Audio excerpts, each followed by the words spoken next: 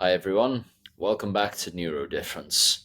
First off, I'd like to start by apologizing for any noise in the background um, in my current filming location. Unfortunately, there is quite a bit of background noise, so apologies for that. In today's podcast, we will be exploring an important part of a neurodivergent individual's life: stimming. Stimming is an essential part of life when you're neurodivergent, from conserving mental energy to processing emotion. Its functions are widespread and very important. From clicking pens to pacing, to rubbing hands, to even playing with your ribs, stimming is becoming relatable and widespread every day. By stimming, I of course mean examples of stimming. Irisa and King Darius have garnered over 9 million views of their TikToks on stimming.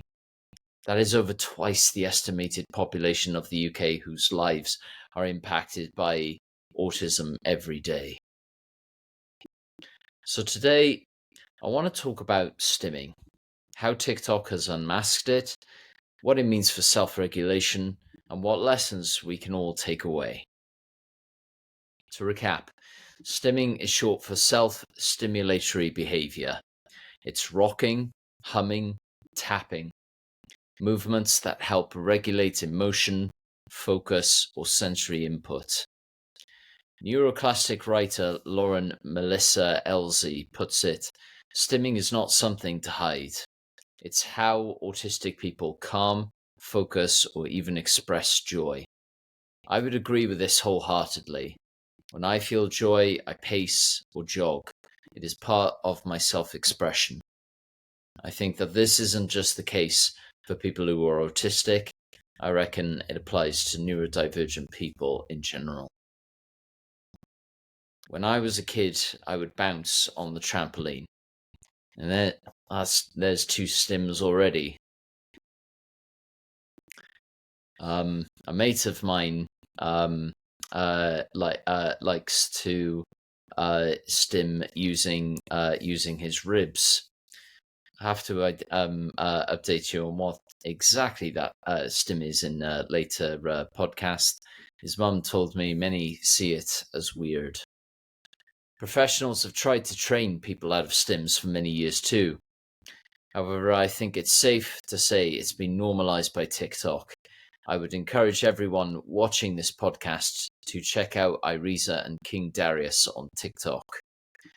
Daniel Dashnell points out, social media hasn't just normalized stimming, it's made it part of a trend. There is huge visibility of stimming now, and I think it sends out the message that stimming is a part of who someone is, not something to be feared or judged negatively. Like anything, TikTok comes with positives and negatives. We have autistic people from multiple backgrounds and genders producing helpful, honest content. These include Irisa and Darius. They released a TikTok about stims on Friday. Not only were the comments very positive and showed Darius going about his daily routine, it also showcased a behavior that may be uncommon, but it was seen positively. For me, that is what good content is about, showcasing someone in their day-to-day routine, having positive comments and showcasing something that I or many others may not have known before. This content helps break stereotypes and stigma that is attributed to not only autism, but many neurodivergent conditions. I would encourage everybody to put in the comments section examples of stims that they've seen on TikTok from people who are ADHD or dyspraxic, for example. As for the negatives, stims can be mocked, trolled, misunderstood, or commodified. Disability Rights UK highlighted that TikTok has been under fire for allowing users to post videos of themselves mocking people with autism by producing dances that feature traits such as stimming. This was done under the hashtag Autism Challenge.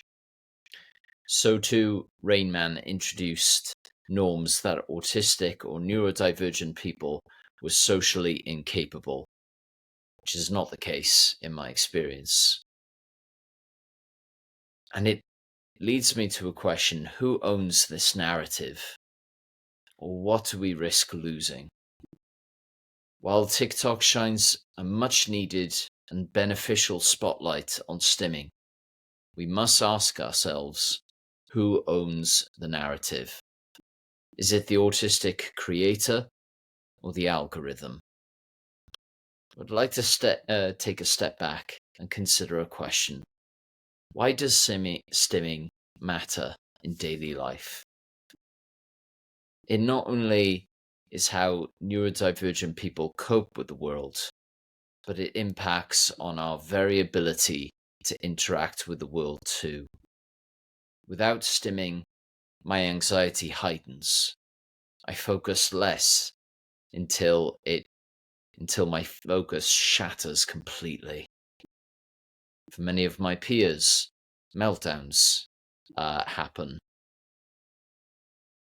That's why LZ writes so passionately about stimming out loud.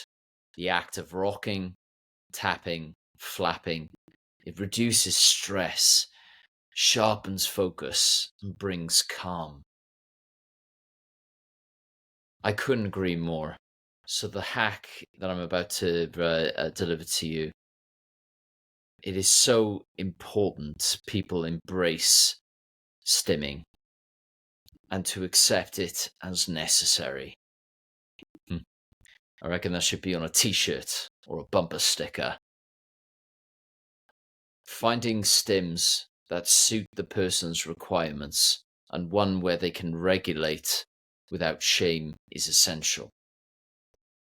If you are neurotypical and listening to this, I encourage you to think of your own fidgets, your morning run, your nail biting. That's your stim. So how do we action this through strategies and practical hacks? Well, I think that it could be useful to make a list of safe spaces where you feel as though you can stim if necessary. Even if it is short, it is good practice to get into. I would also encourage you to note down what you do when you stim, if you're comfortable doing so, of course. Stimming can be very, very personal to someone, and they may prefer to keep their stims private. Go into your safe space and stim as you need to. It is very important to use social media wisely. Following autistic or neurodivergent creators who inspire you. But also, I encourage you to be mindful of your boundaries. Share if it feels safe, keep it private if it doesn't. Experimenting with toys like fidget spinners, chewable jewelry, yeah, they exist, and textured fabrics can help a lot to utilize when you're stimming. Remember, and always remember, that these aren't gimmicks, they're strategies. Finally, and perhaps most importantly, ask yourself how you can stim to support yourself. The goal should not be to stop stimming altogether, and instead think of ways that you can stim. So to recap on what we may have, what I'm hoping we all learned today. Firstly, stimming is necessary to regulate, not something to be hidden. Secondly, TikTok has given stimming much needed visibility, but it comes at a risk. Thirdly, unmasking stimming could come in many forms, from being in safe spaces to being around people who understand. And fourthly, in terms of the hacks, remember stimming is necessary and a strength.